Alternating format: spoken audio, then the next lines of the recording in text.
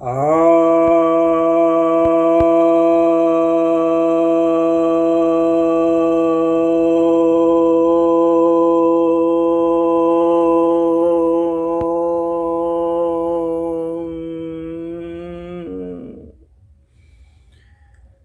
भक्तजनों को सप्रेम नमन। भक्तों, आज मैं आपके समक्ष श्रीमद् भगवद गीता के 13वें अध्याय के 17वें श्लोक पर प्रवचन करने जा रहा हूँ। श्री भगवान उवाच। श्री भगवान कहते हैं, ज्योतिषाम अपि तज्ज्योतिस्तमसः परम उच्यते ज्ञानम ज्ञेयम ज्ञानगम्यम हृदि सर्वस्वेष्टितम। अर्थात वे परमात्मा ज्योतियों के भी ज्योति हैं और वे अज्ञान से परे कहे गए हैं।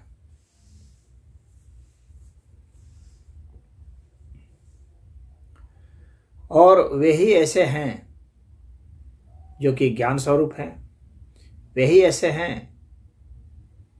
जो कि ज्ञान के योग्य हैं, और वे ही ऐसे हैं जिन्हें कि जाना जा सकता है, और वे ही सभी के हृदय में स्थित हैं। तो यहाँ पर भगवान ने पहले उनको कहा है कि ज्योतियों में भी वे परम ज्योति हैं, यानी सारा ज्ञान जो है वो वास्तव में परमात्मा से ही है।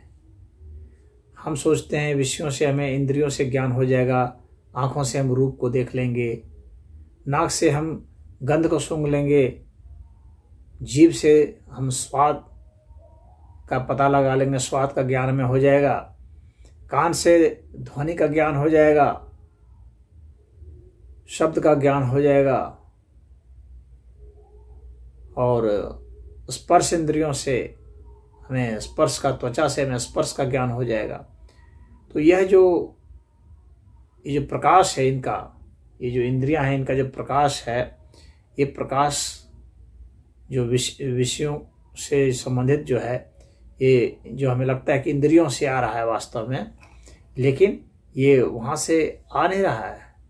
जैसे कि सूरज का प्रकाश हमें चंद्रमा से आता हुआ मालूम पड़ता है। हम सोचते हैं चंद्रमा से प्रकाश आ रहा है, जबकि प्रकाश आ रहा है सूर्य से, वहाँ से रिफ्लेक्ट हो रहा है। जैसे कोई दर्पण हो और हम वहाँ से कोई लाइट मारते हैं तो मालूम पड़ता है कि जैसे दर्पण से आ रहा है, लेकिन वास्तव में उसका स्रोत कहीं और है। तो इंद्रियों के द्वारा जो भी कुछ ज्ञान हमको मिलता है, अनुभव मिलता है, वो वास्तव में हमें इंद्रियों का ज्ञान नहीं समझना चाहिए।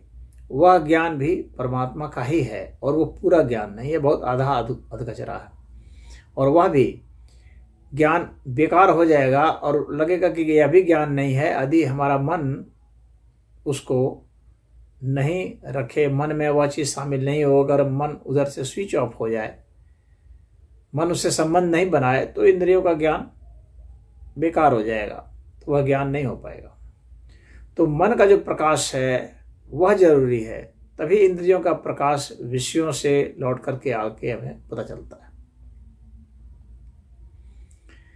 और मन भी स्पष्ट रूप से नहीं बता पाएगा अगर बुद्धि ने उसका अच्छा ढंग से स्पष्ट रूप से विश्लेषण नहीं किया, निर्णय सही नहीं लिया तो।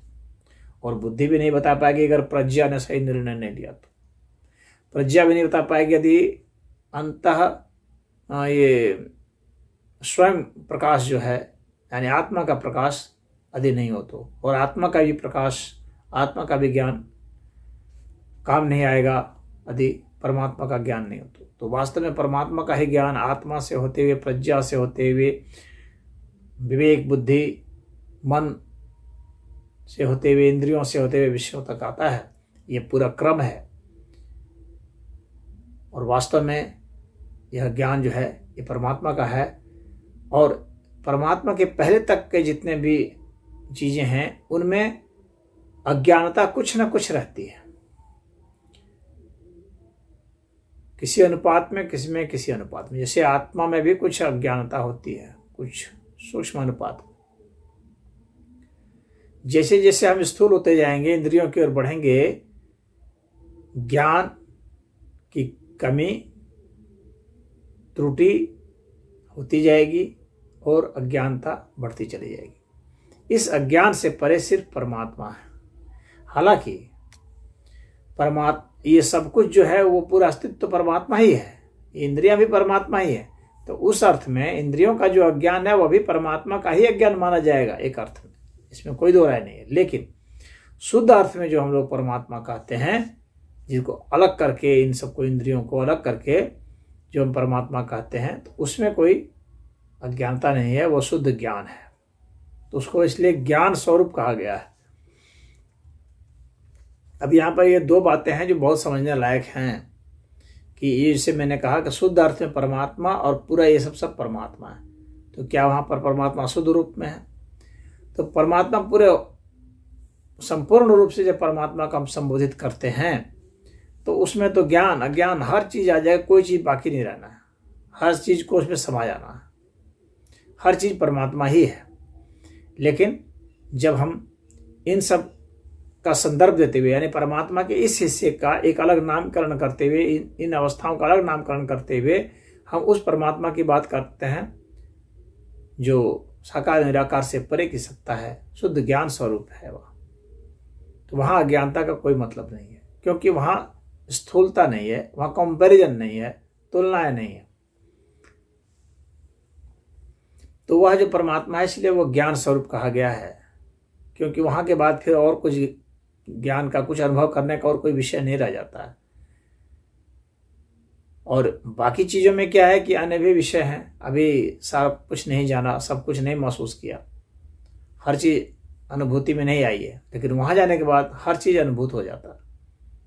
तो इसलिए उसको ज्ञान स्वरूप माना गया है, और उसको जो जान लेता है वह भी ज्ञान स्वरूप हो जाता है। और वह ज्ञेयम है, यानी वही जानने योग्य है। क्यों? क्योंकि अन्य को जानने का जो हम प्रयास करते हैं तो उससे हम उसको पूरा एक तो जान भी नहीं पाते हैं, और दूसरा कि वे अगर हम कुछ जाने भी उसके विषय में तो भी बहुत सारी चीज़ें अभी अज्ञात ही रह जाती है, नहीं जान पाते हैं। तो वह जाना हुआ अभी एक तरह से नहीं जाना गया। तो इसीलिए परमात्मा को ही कहा गया कि वही ज्ञेय है, यानी जानने योग्य वही है। बाकी को आप अगर जान भी गए और परमात्मा को नहीं जाने तो बेकार है। बाकी को आपने महसूस कर लिया, परमात्मा को आपने अनुभूत नहीं किया, तो वो एक तरह से व्यर्थ ही हुआ। ज्ञान गम्यम अर्थात कि वहाँ हम साधना के द्वारा जा सकते हैं, भक्ति के द्वारा जा सकते हैं, श्रद्धा के द्वारा जा सकते हैं। यानी ऐसा नहीं है कि वह एकदम दुर्गम है कि वहाँ कोई जाया नहीं जा सकता है।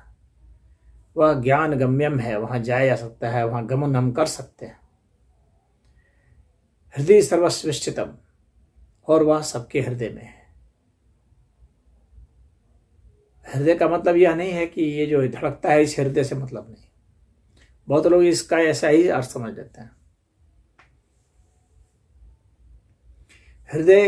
हृदय का मतलब हो गया जो सेंटर है, केंद्र है। तो जो भी केंद्र है, अगर हम अपना केंद्र खोज लें कि हमारा केंद्र कहाँ है, तो हम पाएंगे कि परमात्मा वहाँ स्थित है। हमें अपने केंद्र को खोजना है, हमें अपना मूलभूत स्थिति जो है उसको खोज लेना है, हमें अपना मूल स्वरूप को खोज लेना है, वही परमात्मा है, और उसी को हृदय कहा गया है। यानी वह मूल अवस्था जो कहलाती है, जिसमें कि परमात्मा अवस्थित है। इसका मतलब यह नहीं कि अन्य जगह अवस्थित नहीं है, मतलब है कि वहीं की परमात्मा की जो स्थिति है उसको हम महसूस कर सकते हैं। इसीलिए कहा जाता है कि परमात्मा वहाँ स्थित है। स्थित तो हर जगह है, हर चीज़ है, परंतु वहाँ पर हमें उसको अनुभूत करना है, और वहीं हम अनुभूत कर पाते हैं। यानी हम अपने को फोकस करते करते करते उस पॉइंट पर जब जाते हैं तो परमात्मा का एहसास हो जाता है। तो जो हम फोकस करने वाली चीज़ है, तो वह फोकस करने वाली चीज़ भी परमात्मा ही है। जो फोकस हो रहा है वह भी परमात्मा है, और फोकस करने की क्रियाविधि भी परमात्मा ही है। लेकिन यह सब उस वहाँ पर पहुँचने पर पता चलेगा, उसके पहले पता नहीं चलेगा। उसके पहले तो आपको लगेगा कि ये हमारी बुद्धि जा रही है, तो हमारा मन जा रहा है, तो हमारी इंद्रियां जा रही है, तो हमारा अंतःकरण जा रहा है, ऐसा पता चलता रहेगा। अलग अलग नामों से हम उसे जानते रहेंगे। लेकिन जब वहां पहुंचेंगे तो पता चलेगा, ओहो हो, ये बुद्धि भी तो परमात्मा ही थी, ये अंतःकरण भी तो परमात्मा ही था, ये विवेक भी तो परमात्मा ही था। तब हमें पता चलेगा ये इंद्रियां भी तो परमात्मा ही थी। तब पता चलेगा वहां जाने के बाद। तो वहां पर जाया जा सकता है, और उस पॉइंट पर जब हम जाते हैं जो कि केंद्र है, तो उस केंद्र को ही हृदय कहते हैं। कुछ लोग कहते हैं कि सब में तो हृदय होता भी नहीं है, तो परमात्मा, ये तो गीता का ज्ञान ही गलत है। सब में तो हृदय होता है भी नहीं है, तो कैसे जाना जाएगा? मनुष्य का खुद का हृदय हर शुरुआत में ही विकसित नहीं होता है। कितने प्राणी हैं जिनमें हृदय होता नहीं है। तो हृदय का मतलब यह भौतिक हृदय जो धड़कता है, खून पंप करता है, उससे मतलब यहाँ नहीं है। यहाँ उस फोकस से मतलब है जो ज्ञान का पॉइंट है, वह जो है परमात्मा है, वह हृदय है। वहीं पर परमात्मा मिलेंगे तो वह हृदय ही परमात्मा हो जाता है। परमात्मा में हृदय रहते नहीं, वह हृदय ही परमात्मा हो जाता है जब हम वहां जाते हैं। तो यानी हम परमात्मा तक पहुंचते हैं। परमात्मा ही केंद्र है, दूसरा कोई केंद्र हो ही नहीं सकता। लेकिन अभी के सापेक्ष में हम कहते हैं कि हृदय में जाएंगे हृदय में जाएंगे, ये हम कहते हैं। तो इसमें इतना ही। ओम।